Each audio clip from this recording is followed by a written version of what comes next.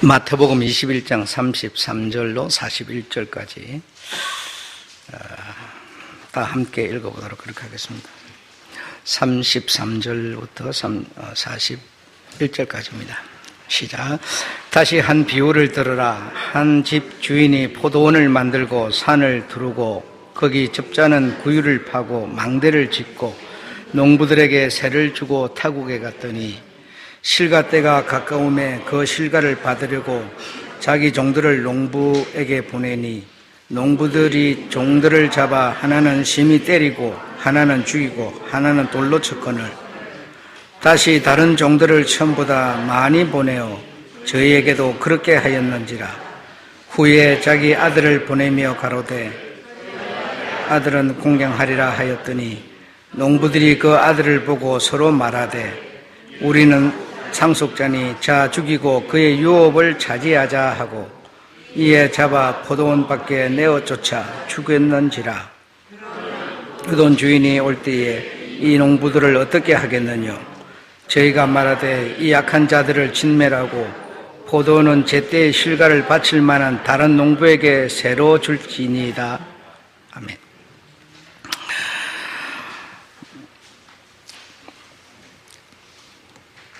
다 같이 43절 한번 읽도록 그렇게 하겠습니다. 43절까지 쓰려고 하다가 끝절까지 하려고 하다가 너무 길어서 43절만 다 같이 읽겠습니다. 시작. 그러므로 내가 너희에게 이르노니 하나님의 나라를 너희는 빼앗기고 그 나라에 열매 맺는 백성이 받으리라. 아멘. 그 나라에 열매 맺는 백성이 받으리라. 우리가 예수 그리스도 그러면 그냥 우리와 비슷한 여러 사람 중에 조금 뛰어난 그런 한 사람으로 이렇게 생각할 수 있습니다. 그러나 그렇게 단순한 것이 아니고 그분은 하나님이십니다. 우리의 사람의 모습을 하고 있었지만 그분은 하나님, 이 천지를 지으신 하나님. 그분이 없이는 지어진 것이 없고 그가 없이는 된 것이 아무것도 없는 예수 그리스도, 우리와 같은 모습을 하고 있었던 그분은 곧 천지를, 여러분이 이렇게 생각하는 이 모든 것을 거기에 포함되는 나까지도 그분이 지으셨다라는 겁니다. 그래서 그분은 근본적으로 뭐라고요? 생명이라고 하는 겁니다. 생명. 그러니까 없는 것을 이렇게 있게 창조해내는 생명이세요. 그 생명이 사람들에게는 뭐예요?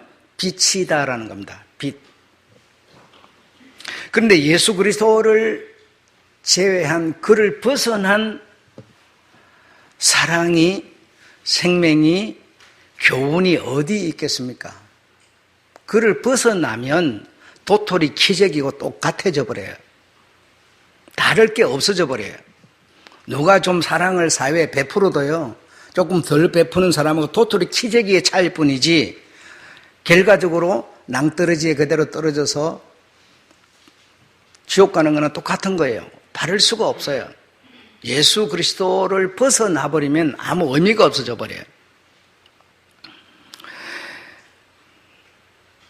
그래서 이 생명을 사람들에게 하나님이, 예수님이 주시려고 당신의 종들을 이렇게 보내었더니 하나님께서 포도원을 만들고 쫙 물이 넘쳐 들어오지 못하고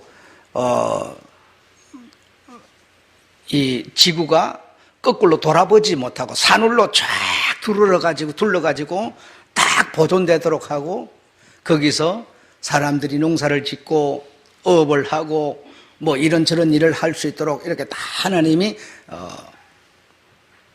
만드셨어요. 거기 이제 하나님의 백성들을 두고 이렇게 다 만들었는데 하나님이 세를 받으려고 이렇게 표현이 그렇게 되었습니다. 그래요. 그 하나님 무슨 세 받아 먹는 세꾼이겠어요? 임대인이겠어요? 그런 뜻이 아니잖아요. 그래서 당신의 생명을 그들에게 주려고 여러분, 대통령이 어디를 가면 대통령이 첫 이렇게 나타납니까? 대통령이 가기 전에 다 가서 사전 조사하고, 그렇죠? 미리 한 번, 두 번, 몇 번 점검하고 혹시 뭐 나쁜 위험한 것이 있을까 다 점검하고 그리고 대통령이 딱 나타나는 것처럼요. 당신의 종들을 보내었지만 뭐죠? 전부 때리고 죽이고 돌로 쳤다라는 겁니다. 그래서 내가 직접 가면 하나님의 아들인 내가 직접 가면 저들이 공경하겠지라고 생각했지만 그렇지 않았다는 거죠. 예. 그도 역시 자기가 만든 포도원 자기 땅에 자기 백성들에게 왔건만 그들은 그마저도 죽이고 이 포도원 지구 전체의 포도원을 우리가 차지하자. 하나님 필요 없는 하나님 없는 우리가 주인이 되자. 바데 메사를 거쳐서 헬라를 거쳐서 로마를 거쳐서 미국으로 정권이 넘어가 있어요. 그것을 다시 아시아 이쪽 어떤 나라가 끌어올려고 지금 몸부림치고 있는 거죠. 저들이 주인이 되려고 하나님 쫓아내고 하나님 죽여버리고 말살시키고 자기들이 주인이 되려고 하고 있는 거죠. 이 예수 그리스도는 혈통이나 육정이나 사람의 뜻으로 난 것이 아니고 하나님의 뜻으로 나타내신 이가 하나님 예수 그리스도셨어요. 그래서 오늘 우리가 여기서 공식을 하나 발견할 수 있는 것은 요한복음에서는 나를 믿는 자는 하나님의 자녀가 되는 권세를 주셨다 이렇게 말했어요. 그래서 그것이 기독교의 표본처럼 되어지다 보니까 그것을 말하고 그것을 믿게 되고 그래서 그냥 누구든지 예수를 믿으면 구원 이렇게 돼버렸어요. 그런데 간간히 주님께서 그 뜻을 분별해 주실 때가 많아요.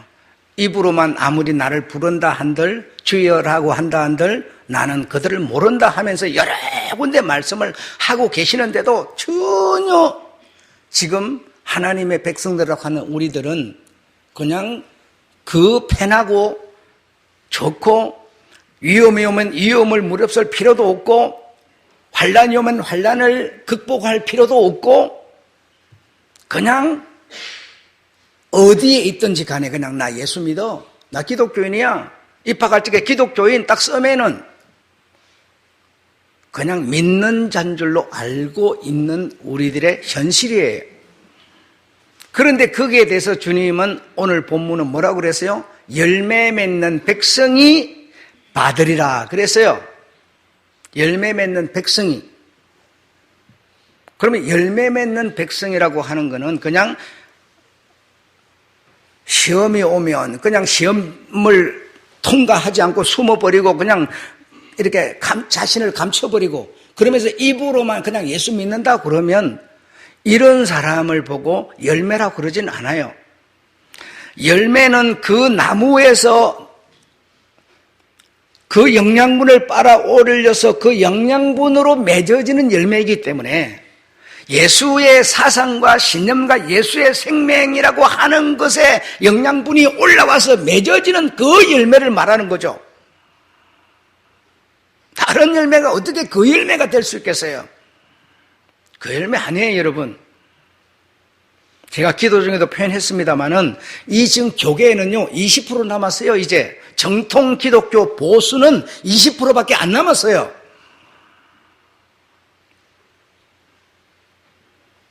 그래서 심지어 우리 합동교단마저도 혼합주의 이런 다원주의 혼합이 돼가지고 우리 주님이 사랑하라 포용하라 그러지 않았냐? 그러니까 저들을 포용해서 저들도 예수의 백성이 되도록 만드는 게 더 중요한 거 아니냐? 아주 논리적으로 근사해요. 그래서 천주교의 손을 잡았고요. 불교의 손을 잡았어요. 불교의 손을 잡았다고 불교인들이 누가 하나라도 배내서 예수의 제자로 온 자가 있어요? 그래서 이런 아주 편리성을 따라서 80%가 다 가버렸어요, 이제. 여러분 지금 앉아있는 여러분도 지금 어쩌면 그쪽에 속해 있는지도 모르겠어요. 예수님이 이 땅에 오셔서 언제 포용주의 하셨습니까? 포용주의 하셨으면요, 빌라도를 감사 안 해야죠. 유대인들 열심당원들을 감사 안 하셔야죠. 그러지 않았어요. 그들을 대적했고 그들을 원수같이 여겼고 그들을 독사라고 그랬어요.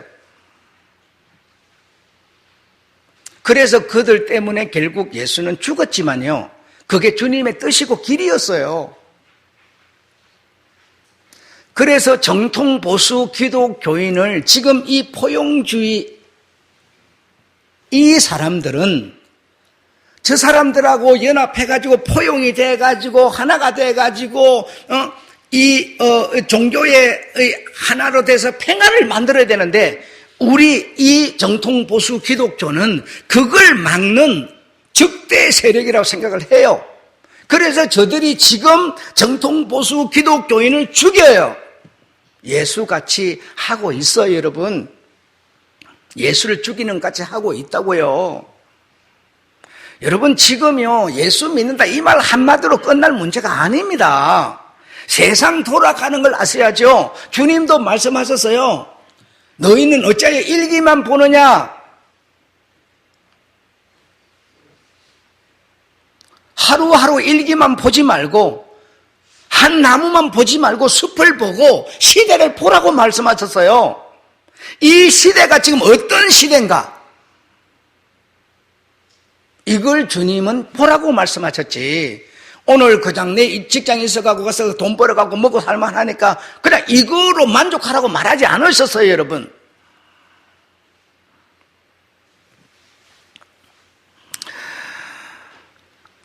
나는 오늘 내 소리를 듣고 한 명, 두 명이라도 찡하고 백들날 있는 사람이 있기를 기대할 뿐이죠.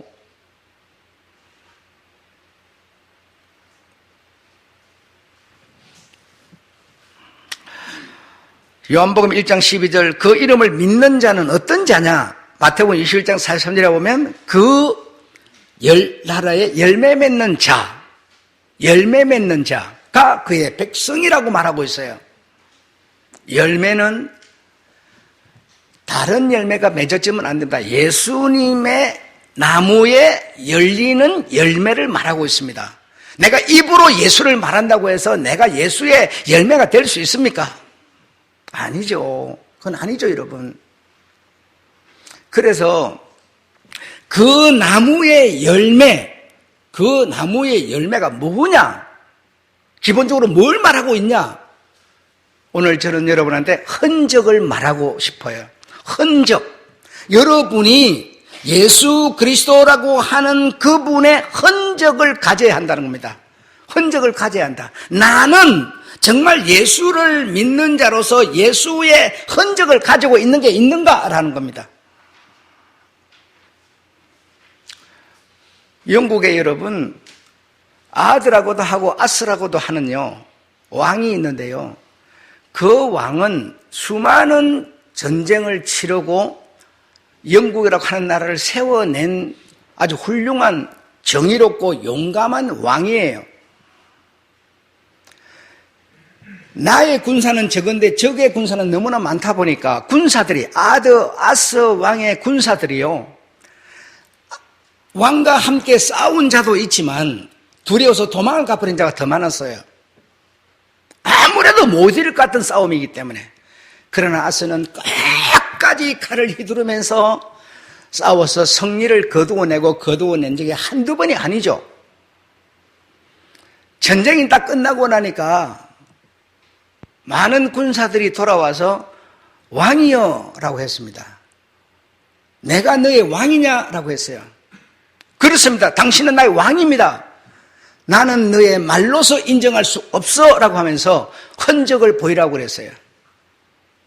네가 나와 함께 전쟁에서 이 치열한 전투를 치렀다면 칼에 베이고 찔린 상처가 있을 거야. 흔적을 보여라 그랬어요.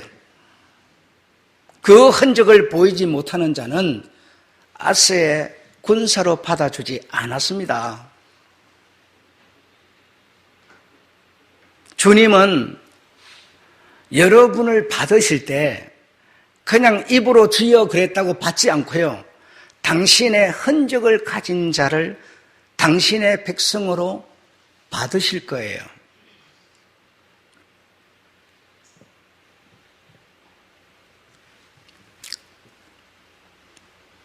이 왕은요, 영국에서 가장 훌륭한 사람 8명 중에 두 번째인 사람이에요. 첫 번째는 여러분 누군지 아십니까? 바로 예수님이에요. 예수님 다음으로 훌륭하고 위대한 사람 하면 바로 아스 왕이었어요. 이 세상에 태어난 사람의 형체를 가진 사람 중에는 예수를 능가할 사람이 없어요. 예수보다 훌륭하고 인품 있고 사랑이시고 이런 분이 없어요, 여러분. 그래서 예수님도 내 백성은 나의 흔적을 가져야 한다라고 말하는 거죠. 바울은 나는 예수 그리스도의 흔적을 가졌노라 그랬어요, 여러분. 아무것도 없으면서 위험이 오면 도망가 버리고 시험 오면 숨어 버리고 이러면서 입으로 믿습니다 그런다고 흔적이 있어요? 흔적은 여러분 나 때문에 생기는 게 아니에요. 상대 때문에 내게 흔적이 생기는 거예요. 전쟁을 하면서 칼로 베임을 상대가 칼로 베기 때문에 내게 흔적이 생기는 거예요. 장시 내가 박씨 집안에 사람이 되고 싶으면요, 그 집에 시집을 가거나 장가를 가지 않으면요, 그 집 자손이 안 돼요. 그 집 가문에 하나가 안 돼요, 여러분. 시집 장가라는 사람이 태어나서 가장 위험하기도 하고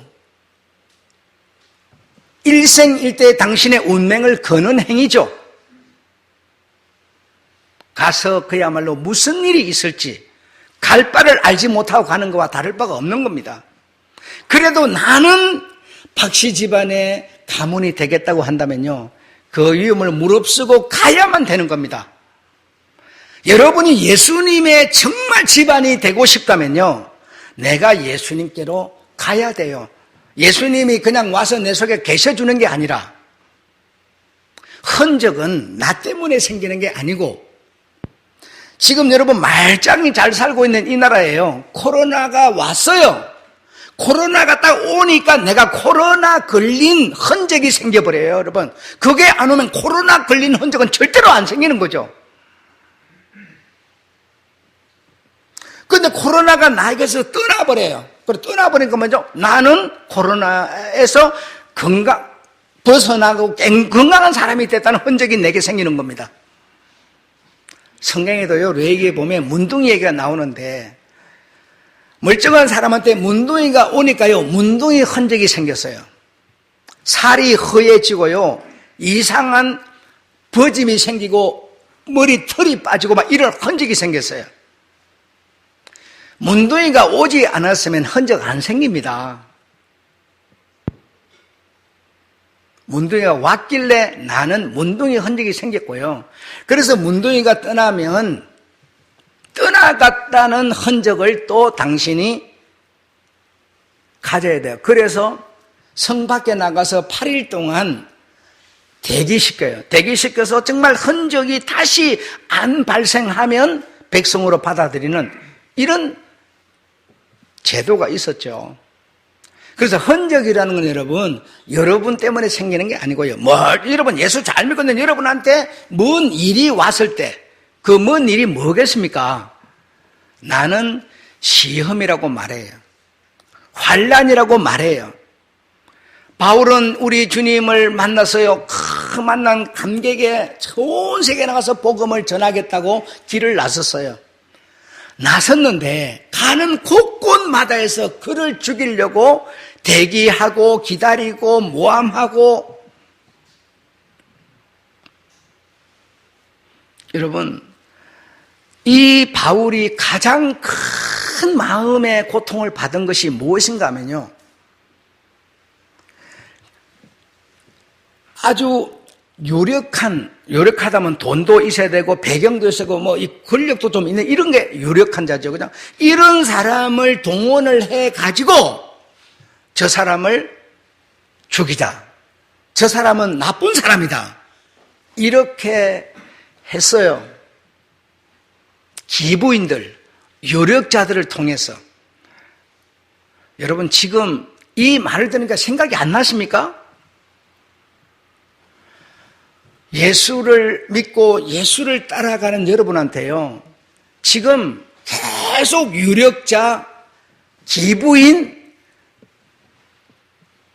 지식 가진 자, 지금요 현실로 지식 가진 자, 말 잘하는 사람, 돈 가진 자, 이런 사람을 총동원해 가지고 사법부를 장악했어요. 언론을 장악했어요. 전부 자기들을 펜으로 만들었어요. 이런 사람들을 동원을 해서 계속 보도를 내보내는 거예요. 뭐라고? 교회는 코로나의 온상이라고 내보내는 겁니다. 모든 사람들이 교회 가면 코로나 걸려, 가지마, 계속 얘기를 하는 겁니다. 이게 뭡니까? 유력자, 기부인을 동원한 겁니다, 여러분. 그래서 우리는 조롱을 받고 있는 거예요. 손가락질을 받고 있는 거예요, 여러분. 그런 생각 안 하시죠, 여러분은? 제가 머리로 자르러 간요, 이발소에 와서 면도하러 온 나이 한 5, 60대 되신 여자분이 교회를 다니는 예수 믿는 사람이에요. 그런데요, 네가 교회를 다니려면 직장 나오지 마 그런다는 거예요. 그래서 직장 때문에 교회를 포기할 수는 없잖아요. 그래서 직장을 가면 그 직장에서 네 교회 다니는 사람이 우리 직장에 일하면 우리가 코로나 걸리니까 오지 마. 그래서 쫓겨나서 여기 와 있는 성도님이세요. 형제, 우리의 가족이에요, 여러분. 나는 그에게 말했어요. 두려워하지 마시고 건전하십시오. 믿음을 지키십시오. 그게 그에게 무슨 힘이 될런지는 모르겠지만요, 내가 목사인 내가 해줄 수 있는 말은 그 말밖에 없어요. 아무것도 해줄 게 없어요. 무슨 제도로 정부를, 공권력을 뭔 제도로 이기고 대항할 수가 있어요? 못해요. 날마다 나는 기도해요. 주여, 나는 바울같이도 못하고요, 베드로같이도 못해요. 겁이 많은 사람이에요. 그런 시험 앞에서 나는 싸울 능력이 없어요. 그러나 어떤 경우에도 나는 이런 문제로 내가 죽어야 한다면 죽음은 감수하겠습니다 라고 저는 늘 기도하고 있어요. 여러분, 시험이 오면 시험을 피해버리는 사람한테 무슨, 시험은 당신에게 와서 흔적을 남기려고 오는 건데 시험을 피해버리면 무슨 흔적이 남을까요?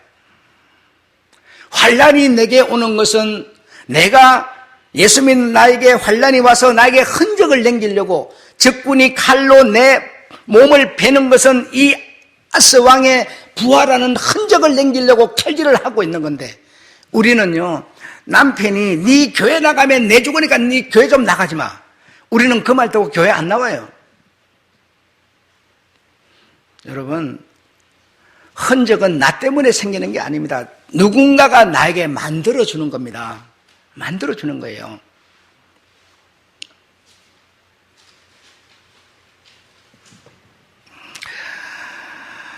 흔적은 주인의 소유임을 증명하는 낙인, 온갖 박해와 고난이라고 하는 것으로 새겨져서 나는 예수의 종이라고 하는 낙인, 흔적이 찍히는 겁니다.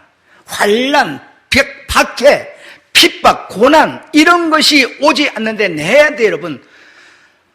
여러분 편안하고 입고 먹고 마시고 아무 나에게 문제를 삼아오는 사람이 없는데 그 예수를 못 믿을 사람이 어디 있어요?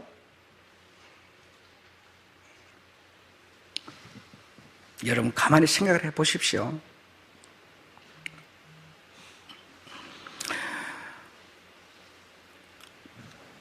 그러면 오늘 우리가 가져야 되는 흔적은 과연 무엇일까 한번 생각해 보십시오. 우리가 그렇다고 어디 칼을 베이는 것도 아니고 어디 뭐 이 정부 권력에 대항해 가고 싸움을 할 것도 아니고 우리가 뭘 해서 흔적을 남기겠어요? 그렇지 않습니까?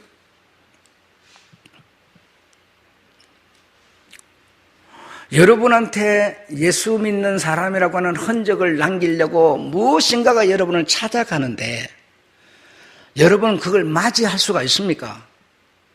맞이할 수 있는 솔직히 여러분의 의지가 있습니까? 아니면 그게 두려워서 피하고 싶습니까? 여러분 정말 어떤 사람입니까? 그냥 체면 때문에 그냥 가족들이 교회 댕기니까 댕기는 분이십니까? 여러분은 정말 어떤 분이십니까?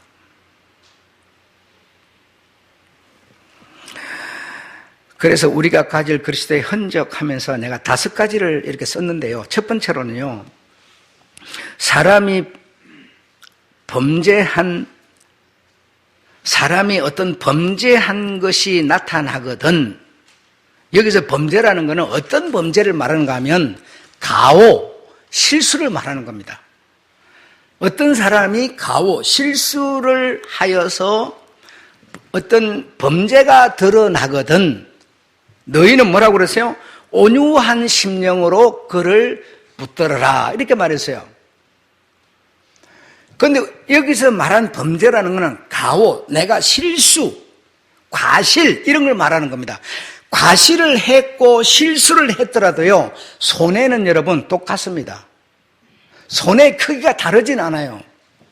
어떤 사람이 고의적으로 이렇게 한 것과 실수로 한 것의 손해와 피해의 크기는 같지만 그러나 어떤 사람이 진짜 가오, 실수로 인해서 범죄가 드러나거든 온유한 심령으로 그를 붙들라 이랬는데요. 붙들라. 그러니까 여러분 이걸 구분하세요. 구분하셔야지 어떤 사람이 실수도 아니고 가오도 아닌 범죄를 저질렀는데도 아니 그걸 용서 못해요? 여러분 이렇게 말하지 마세요. 그건 아니에요. 그런 거 용서하라는 뜻이 아닙니다. 성경에서 말하는 범죄를 그런 뜻으로 말한 게 아니라고요. 그런 범죄는 그런 범죄에 해당하는 벌을 받아야 자유해지는 겁니다. 여러분 그냥 자유해질 내가 여러분 알겠어, 이해하겠어 이런다고 해결됩니까? 그렇게 해결 안 돼요. 내가 알겠어, 이해하겠어 이렇게 말함으로 해결되는 거는요 실수나 가호밖에 없어요. 다른 범죄는요 그렇게 말한다고 해결되지도 않아요. 그러나 실수와 범죄라는 것도 온유한 심령으로 그를 바로 잡아라 이랬는데요. 바로 잡는 건 그냥 이해하겠어, 알겠어 이게 아니라요. 바로 잡으라 그랬어요. 바로 잡아라. 바로 잡으라. 이렇게 휘었으면요 이걸 이렇게 꺾어야 되고요. 그럼 거기에 뭔가 발생해야 돼요. 온유한 심령으로 바로 잡아라. 두 번째는 그리스도의 법 성취. 그리스도의 법을 성취해라. 그리고 짐을 서로 나누어 져라 이렇게 말했어요. 그러니까요 우리 어떤 생각을 한 거 아니 짐을 서로 나누어 지라 그러니까요 내게 5천만 원인데 2,500만 원을 줘가지고 저 사람이 2,500만 원이고 뭔가 할 수 있도록 도와줘라 이렇게 생각을 해요. 공짜로 받은 돈 2,500만 원을 가지고 그 사람이 뭘 하겠어요? 여러분, 돈이라는 것도요, 돈을 존중 안 해주면요, 돈도 나를 배신해요. 다시 말하면 내가 돈이라고 하는 것의 가치와 귀함을 알고 내가 그걸 정말 노력을 하고 땀을 흘리고 해서 손수 벌어서 귀히 여겨야 돈도 내 집에 머물러 주는 거지. 쉽게 벌었다고 쉽게 쓰고 막 이러면요, 아, 니한테는 가도 내가 너희 집에 머물 이유가 없겠네. 쉽게 날아가 버려요. 돈도 여러분, 그래서요, 인격을 가진 존재라고 여러분 이해를 하셔야 돼요. 그런데 우리는 그걸 갖다가 한 단계, 두 단계, 3단계를 밟아가면서 다 이게 인격을 쌓아가는 건데요. 한 뭉탱이를 어느 날 갑자기 딱 인격을 가져버리면 그 인격이 내 몸에 서며서 인격이 됩니까? 여러분, 안 되죠. 그러니까 짐을 서로 지라 그러니까요. 세상 살아가면서 우리들끼리 사회가 가진 뭐 어떤 그런 짐을 지라. 아니요. 그거는 여러분 저 줘도 안 돼요. 저 주면 뭐예요? 저 주면 뭐라 그래요? 저 주는 사람은 뭐라 그래요? 공범이라고 그래요. 둘이가 똑같은 범죄자가 돼버려요, 여러분. 그런 얘기가 아니고 여러분. 짐을 지라 이 말은요, 저 사람한테 생명이 없어요. 생명이 없어요. 생명이 없는 저 사람한테 생명을 주는 짐을 지라는 겁니다. 이 짐은 짐을 들어주고 나누는 거는요, 복음을 말하고 있는 겁니다. 예수 그리스도께서 복음을 우리에게 주셔서 그 복음을 가지고 저에게 주라는 얘기를 하고 있는 것이지, 일상에서 이런저런 짐을 지라는 얘기가 아닙니다. 그럴 것 같으면 주님께서 여러분 보증 서지 마라. 아, 이게 무슨 얘기입니까 이게 여러분? 보증 쓴 사람 쫄딱 망할 거다. 남의 집에 뭐 맹해를 대신해 줬지라. 맹해해 주면요 범죄입니다. 범죄. 요즘은 여러분 그런 얘기 아니죠. 그래요 안 그래요? 그런 짐을 지라는 거 아니라니까요. 그래서 여기서 짐을 지라. 이 짐은 저 사람한테 생명이 없어요. 그 사람한테 생명을 주라. 이것이 뭐라고요? 그리스도의 법을 성취하는 거라고 말하고 있어요.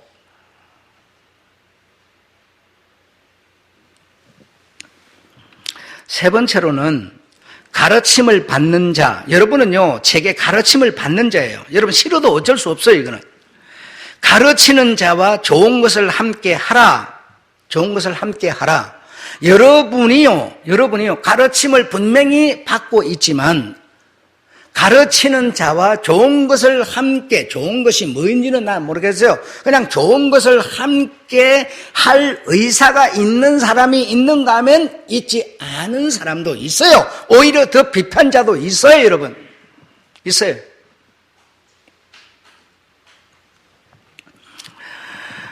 네 번째로는 착한 일을 행하되 낙심하지 마라. 착한 일을 행하되. 여러분 여기 착한 일을 그러니까 뭐 이렇게 철도에 뛰어드는 사람 얼른 뛰어내려가서 이렇게 잡아 땡겨가지고 막 그랬더니 막 정부가 그 사람을 보고 영웅이라 그러고 막 그냥 연금을 주고 막 이렇게 해요. 그것도 세상 사는 사회에서 착한 일이죠. 해야 돼. 어떤 사람이 이렇게 뭐, 우리가, 이 뉴스 같은 데다 보면은 뭐 이렇게 차가 막 굴러가는데 막 이놈이 뭐, 이 브레이크를 안 채워놓으니까 막 차가 굴러가요. 그러니까 막 쫓아가가지고 문을 열고 얼른 브레이크를 밟아가지고 사고 안 나게 하면 이게 다 착한 일이에요. 그쵸? 또 하나는 뭐 이렇게 막 차가 막 이렇게 막 커브를 확 돌아가다 막 이 사과 같은 걸 싣고 하다 막 이게 막 길에 난장발으로 막 박스고 막 쏟아졌어요. 그리고 막 학생들이 막 고등학생들이 막 쫓아가가지고 그걸 막 이렇게 막 주스 담고 해가 얼른 치워서 소통을 시켰어요. 다 착한 일이에요. 그런 착한 일도 착한 일인데 성경이 말하는 착한 일은 그 얘기를 하고 있는 게 아니에요. 그거는 사람이라면, 내가 사람이라면, 인간이라면, 인격체라면 당연한 겁니다. 그거 해서 대우받고 그거 해서 이름 나고 아니고요. 내 눈앞에서 펼쳐지면 당연한 겁니다, 여러분. 안 하는 게 잘못된 것이죠. 예. 그래서 여기서 착한 일을 하되 낙심치 말라. 이 말은요, 복음을 말하는 겁니다. 복음. 여러분, 복음 전하면 그 복음이라고 하는 생명이라는 것을 주는데요.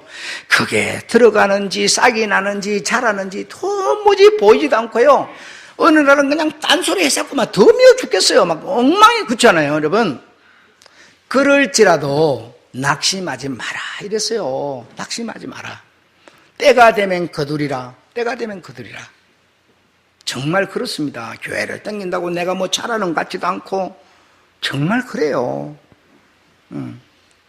그래서 농부같이 하라. 농부같이. 농부는 여러분 어떻게 합니까? 씨를 이렇게 뿌릴 때는요, 이게 정말 싹이 날지, 하늘에서 비가 와야 이놈게 되는데 비가 올지 아무것도. 그러나 농부같이 이걸 딱 심어놓고요, 그냥 1년을 기다리는 거예요. 나무 같은 거는 나무를 한 시간과 몇 년을 기다려야 열매는. 그냥 농부, 이게 농부예요. 얼마나 기다림입니까? 그런데 주님이 보상을 해. 어떻게? 영생으로 주시리라. 영생으로 주시라. 착한 일을 행하는 자, 뭐죠? 영생으로 보답하리라. 보상하리라. 네 번째, 다섯 번째로는요, 기회 있는 대로 착한 일을 하되 믿음의 가정에 하라. 여러분, 교회가요, 핍박을 당했어요. 여러분, 지금 교회가 이 현 시대에 핍박을 당했어요. 교회가 핍박을 당했는데 교인인 여러분이 교회를 돌아보지 않고 자꾸 세상 얘기만 해요. 세상이 자꾸 옳다고 그래요. 그러면요, 내가 들어도 짜증나는데 주님은 어떻겠습니까? 한번 생각을 해보세요. 착한 일을 하되 어디에 하라? 믿음의 가정에 하라 그랬어요. 믿음의 가정은요, 지금 어려움을 당해가지고 꼴깍꼴깍 하고 있는데요, 자꾸 세상 사람만 좋다고 그러고 착하다고 그러고요, 그 사람들하고 어깨동무해가지고 먹으러 놀러 다니고 하면요, 안 보이니까 그냥 그러시죠. 그러나 그 결과를 한번 생각해 보세요. 교회가 핍박을 당했어요. 교회를 두둔하는 말 한마디, 교회를 아끼는 말 한마디 하지 않고요, 그러니까 자꾸 그렇게 되잖아. 아무리 못된 걸 모여서 그렇잖아. 자꾸 이렇게 하면요, 그 상처는요, 주님한테로 다 날아가요. 내 입이라고 내 마음대로 하면 안 돼요, 여러분. 믿음의 가정에 하라고 그랬어요. 믿음의 가정에 하고 그 다음이 저 사람들이에요. 내가 죽었는데 저 사람들도 여러분, 자, 우리 선은 집사님 자 앞에 앉아 계신데요, 당신 아내가 딱 어려운 문제가 생기니까 마음이 우리 은주가 당했을 때보다 더 가요, 덜 가요? 덜 간다 그러면 거짓말을 하고 있는 겁니다. 지금 더 가는 겁니다. 더 가. 여러분, 내가 믿음의 사람이면서 믿음의 교회가 지금 어려움을 당했는데 자꾸 교회를 핍박을 해봐요. 여러분, 주님은 지금 뭐라고 그럽니까? 착한 일을, 선한 일을 행하되 믿음의 가정에 하라 그래요. 코로나 우리가 잘못해서 다 불러들여 놓고요, 하나님이 벌을 내렸다고 이렇게 말하고, 하나님은 능력이 많으니까 코로나야 물러가라 그러면 물러간다고 그러고, 기도하면 내한테는 코로나 안 온다고 그러고. 여러분, 새빨간 거짓말, 그런 말 믿지 마시고 방역 수칙을 잘 지키세요. 그리고 지금부터라도 생각을 돌이켜서 자연을 훼손하지 마십시오. 다른 길은 없습니다. 내 머리털이 안 빠지려면요, 관리를 하셔야 됩니다. 그냥요, 저 강아지 저는 목들이 없어가지고 잡지를 못하고 막 하니까 털이 엉겨가지고 엉망진창 돼버리는 것처럼 내버려 둬버리면 내게 그 피해는 고스란히 돌아오는 겁니다. 믿음의 가정의 하락. 태풍 피해로 한국 사회가 얼마나 큰 피해를 입었는지 아세요? 내가 볼 때는 코로나보다 더 심각해요, 여러분. 그런데도요, 코로나 하면서 거기는 확 감춰줬어. 그 태풍으로 나라가 난장판이 되어 있을 때요, 통일부 장관은 통일부 장관이랬고 그거 가가지고요, 그들 보고 막 손 흔들고요, 그 나라에 막 자금 보내주고요, 밀 보내주고요. 아니, 내 나라가 지금 죽는데 그거 여러분 착한 일을 하되 믿음의 가정에 먼저 하라고 그래요, 지금. 그런데 우리는 뭐요? 저거 참 잘하는 거라고 그래요. 예, 잘하는 거예요. 그러나 내가 살고 이웃을 사랑하되 뭐요? 내 몸처럼, 내 몸을 사랑하자면서 이웃 사랑하라. 그게 아니에요, 여러분.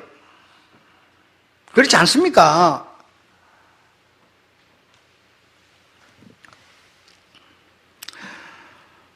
여러분, 교회라고 하는 공동체예요. 다니엘은 예루살렘에서 교회가 있었는데 그 교회가 이 로마 군들의 폭격으로 다 박살이 나버리고 다 무너져 버렸어요. 그리고 점령당해가지고 바빌론으로 포로로 잡혀갔잖아요. 그렇죠? 그 교회가 없어, 이 사람은. 교회가 없으니까 그 사람이 할 수 있는 일은요, 뭐예요? 교회가 있는 내 땅, 내가 몸담고 있던 그곳을 향하여 하루에 3번씩 예배드리고 기도하는 것이었어요. 기도하는 것이었어요. 교회가 없고 나라가 망해버리고 없어졌는데 그러면 내가 뭐 교회를 찾아가서 예배를 드려야 됩니까? 한번 생각을 해봐요. 나라가 망해버리고 없는데, 나라 속에 교회가 있었는데 교회도 무너져버리고 없는데 내가 어디 가서 뭘 해요? 그러니까 자기가 할 수 있는 일은요, 그곳 남의 나라 접근해서 할 수 없이 하나님의 말씀을 따라서 예배하고 있을 뿐이에요. 기도하고 있을 뿐이에요, 여러분. 지금 이렇게 교회가 있는데 나라가 망하지도 않았는데 예배 드리지 마라? 이게 말이 아니에요. 중국에 내가 10년 동안 전도하러 선교하 댕길 때도요, 거기에 이 정말 그 나라가 인정하는 그 나라 말을 안 듣는 교인은요, 십자가를 절대로 달 수가 없어요. 그래서 그걸 가정교회라고 그래요. 그러면 다니엘처럼 자기 집에 앉아가고 자기 혼자 기도하고 이러면 되지. 왜 그 위험 속에서도 그들은 가정에서 모이는 공동체를 만들까요, 여러분? 한번 생각해봐요. 공동체 교회가 필요 없다면 왜 그런 위험한 상황에서 교회를 만들어요, 여러분? 왜 만들겠습니까? 그들은 가는 곳곳마다에서 공동체 교회를 자기 집에다 만들어 놓고 사람을 이렇게 모여서 예배를 드려요. 그 위험한 독재 정부 아래서 그렇게 해요. 지금도 하고 있고요. 그래도 내 댕길 때는 그래도 외국인이 가가지고 그래 하는 거 그렇게 강력하게 단속 안 했지만요, 지금은요, 외국인 선교사 다 내쫓아버리고 아무도 얼씬도 못해요. 얼씬도 못해요. 그럼에도 불구하고 그 나라의 지하교회는 수두룩합니다. 북한에 여러분, 이렇게 독재 정권 북한에서도 교회가 여러분 없는 것 같으시죠? 지하교회가 다 있습니다. 그래서 그들은 암암리에 모여서 예배를 드려요. 모여서 드리는 예배가 필요 없다면 교회가 아니고요, 교회는 모이는 거고요.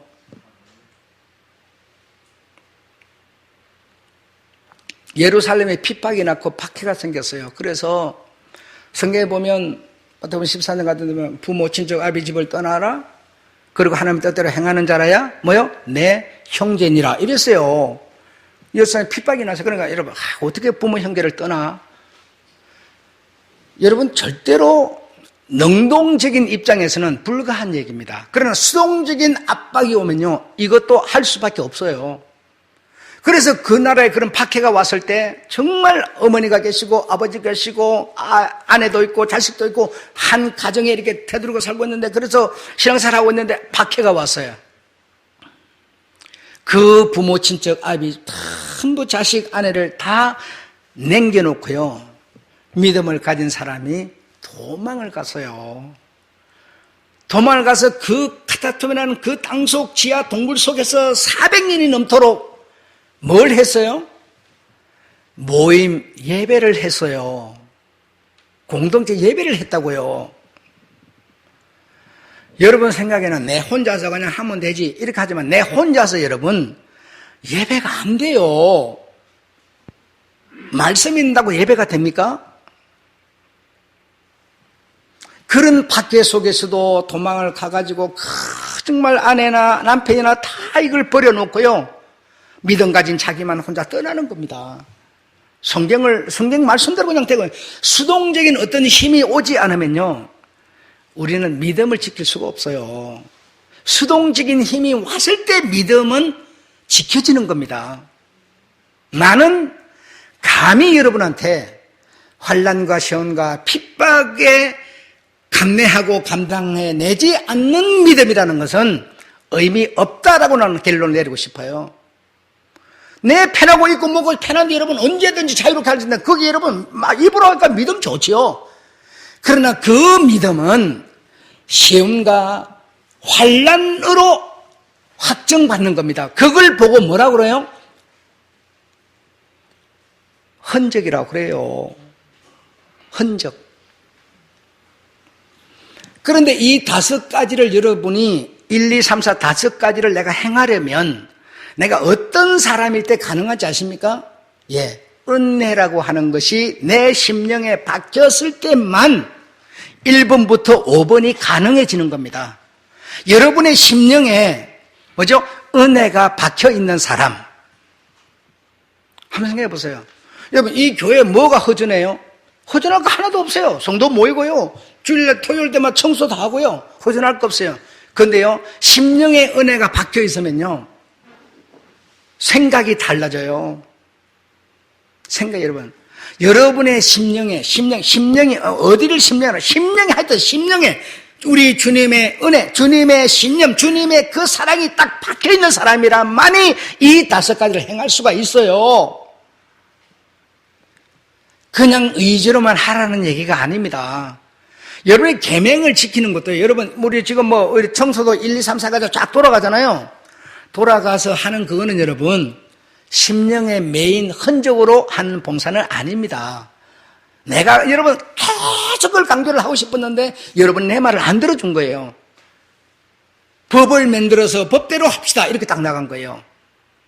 그게 아니고 흔적은 여러분 심령의 메인 은혜로 말미암은 것은요, 우리가 계명 하나를 지키더라도 내게 있는 그 은혜 때문에, 내게 박혀있는 그 은혜의 역사 때문에 계명 하나라도 지키는 겁니다.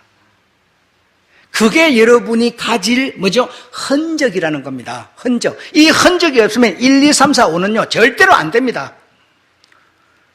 여러분 계산 잘하잖아요. 계산 잘하니까 그냥 앉아가지고 성도들 헌금한 거 계속 탁탁탁탁 하죠. 교회 행사, 교회 일 이런 거죠. 여러분 머리 있고 아이디어 있고 합리적이고 척척 잘하죠. 그러나 잘하는 그 잘함도 은혜가 여러분의 심령에 박혀서 하는 그것과는 질은 다르다는 겁니다. 하는 일은 같지만 질은 달라요. 질은 달라요. 여러분의 심령에 은혜가 있을지어다. 아멘. 바울은 이렇게 말해요. 나는 내 심령에 하나님의 은혜가 박혀 있다. 이렇게 말해요. 그렇기 때문에 이런 5가지를 그는 하라고 말하고 할 수 있다고 말하고 있는 겁니다. 이런 은혜가 내게 없으면 이 5가지 여러분 외운다고 되는 것도 아니고요. 성경 읽는다고 되는 것도 아니고요. 심령에 예수 그리스도의 은혜, 예수 그리스도의 흔적이 심령에 박혀있는 여러분 되시기를 주 여러분 축원합니다. 얼마나 여러분 감격하고 감사한지 몰라요. 아무도 없는데도 글도 쓰고 기도도 드리고 주님께 말씀도 구하고 그런다고 끝나는 게 아니죠. 여러분의 심령에 은혜가 있기를 주의 이름으로 축원합니다. 여러분의 심령에 은혜가 계실지어다. 아멘. 아무도 볼 수 없고 아무도 만질 수 없지만 내게 우리 주님의 은혜가 있다. 네, 마치겠습니다.